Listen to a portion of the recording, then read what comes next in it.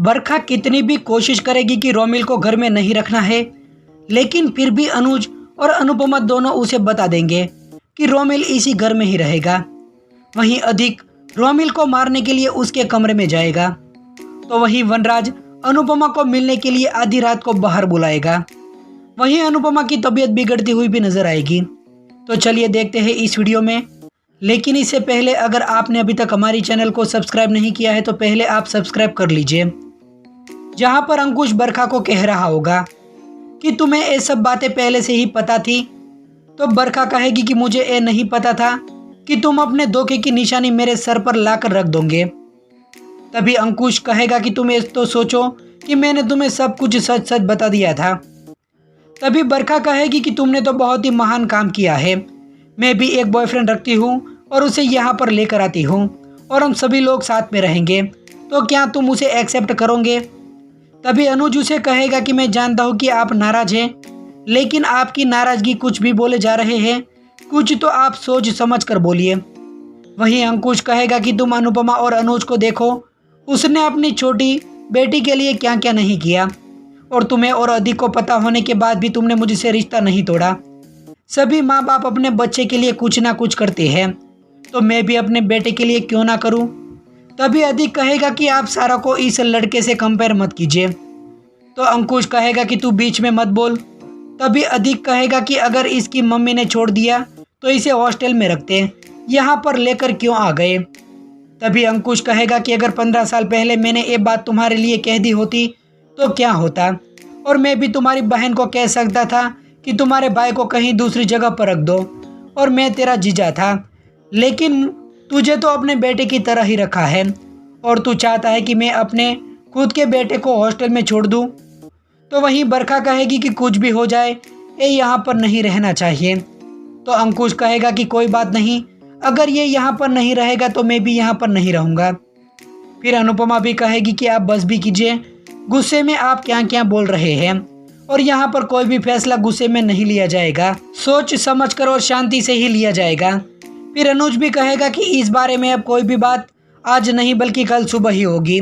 बाद में सभी लोग अंदर चले जाएंगे, तभी दिखाया जाएगा कि अनुपमा को चक्कर आ रहे होंगे।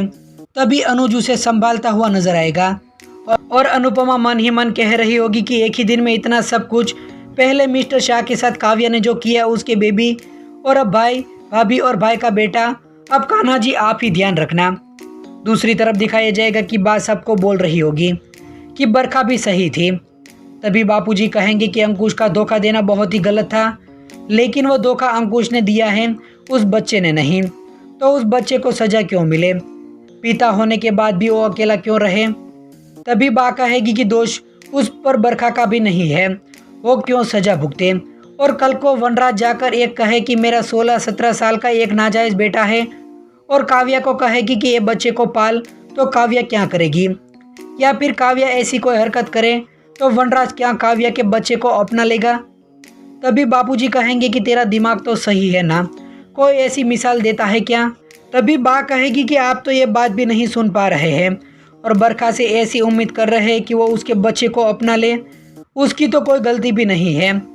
तभी वनराज कहेगा कि पहले तो की थी ना मैं अनुपमा को धोखा मैंने दिया था, और भगवान इसी जन्म में सारे हिसाब किताब कर देता है, और मैंने जो बोया था वही मैं काट रहा हूँ। तभी बा कहेगी कि तू ऐसा क्यों बोल रहा है, लेकिन वनराज अंदर चला जाता है। तभी बा कहेगी कि इसे क्या हुआ? वहीं काव्या भी मन ही मन कह रही होगी कि वी ने किसी को नहीं बताया, ना ही मुझे कुछ बताया है, ना ही घर वालों को, तो वी आखिर इतना चुप क्यों है? अगर उसे सच में सच पता है तो इतना शांत क्यों है? वहीं वनराज अपने कमरे में चला जाएगा और बहुत ही ज़्यादा रोता हुआ भी नजर आएगा। फिर काव्या कमरे में आ जाएगी। तभी अनुपमा ने जो भी उसे कहा होगा वो सब बातें याद आ रही होगी। फिर वनराज को कहेगी कि मैं तुमसे कुछ भी छुपाना नहीं चाहती थी, मैं जानती हूँ कि पेनफुल है, वो हर्ट बहुत होता है, लेकिन प्लीज़ एक बार मेरी बात को सुन लो। तभी वनराज काव्या के साथ कुछ भी नहीं बोलेगा और वहाँ से बाहर चला जाता है। तो वहीं दूसरी तरफ दिखाया जाएगा कि अधिक रोमिल को मारने की कोशिश करेगा, लेकिन सही वक्त पर अंकुश आ जाएगा और रोमिल की साइड लेता हुआ भी नजर आएगा, और साफ साफ कह देगा कि जब तक इसकी कॉलेज खत्म नहीं हो जाती तब तक ये मेरे साथ ही रहेगा। तभी बरखा कहेगी कि मुझे ये सब नहीं चाहिए, इसलिए मैं बोल रही हूँ कि इसे अभी के अभी सब कुछ हमें ख़त्म कर देना चाहिए। तभी अनुज कहेगा कि ओके, अब हम ख़त्म कर देते हैं। तो अनुज आगे कहेगा कि भाई आपने कहा था ना कि अगर रोमिल इस घर में नहीं रहेगा तो आप भी घर छोड़कर चले जाएंगे, तो किसी को भी घर छोड़कर जाने की ज़रूरत नहीं है। ये घर आपका भी इतना ही है जितना मेरा है, और आप घर और भाभी को छोड़कर कहीं पर भी नहीं जाना है। फिर अनुपमा भी कहेगी कि ये पति पत्नी का मामला है, तो इसमें ज़रा भी हम नहीं पड़ेंगे। और रही बात रोमिल की, तो इसकी यहाँ पर रहने से हमें ज़रा सी भी परेशानी नहीं है, और हमने आपको बोला था कि सुबह फैसला करेंगे, लेकिन आप ही बताओ कि अभी के अभी ही सब कुछ करना है।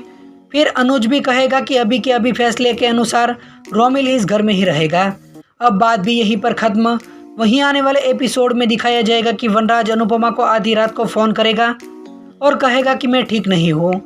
अनुपमा को मिलने के लिए बाहर भी बुलाएगा और कहेगा कि तुमने मेरा धोखा कैसे बर्दाश्त किया था, और दर्द का तो पता तब चलता है जब कांटा अपने खुद के पाँव में छुपता है। तभी अनुपमा कहेगी कि इस बारे में अब कोई भी बात नहीं करेंगे, क्योंकि बहुत मुश्किल से आपके दिए हुए दर्द को भूली हूँ। बाद में वनराज वहाँ से चला जाएगा। तभी अनुज बाहर आएगा तो वनराज को जाते हुए देख लेगा, तो अनुपमा को कहेगा कि वनराज यहाँ पर इतनी रात को क्यों आया था। तो दोस्तों, सीरियल का आने वाला एपिसोड बहुत ही ज़्यादा इंटरेस्टिंग होने वाला है। तो आप सीरियल के आने वाले एपिसोड को देखने के लिए कितनी ज़्यादा एक्साइटेड हैं, आप हमें कमेंट करके ज़रूर बताइए।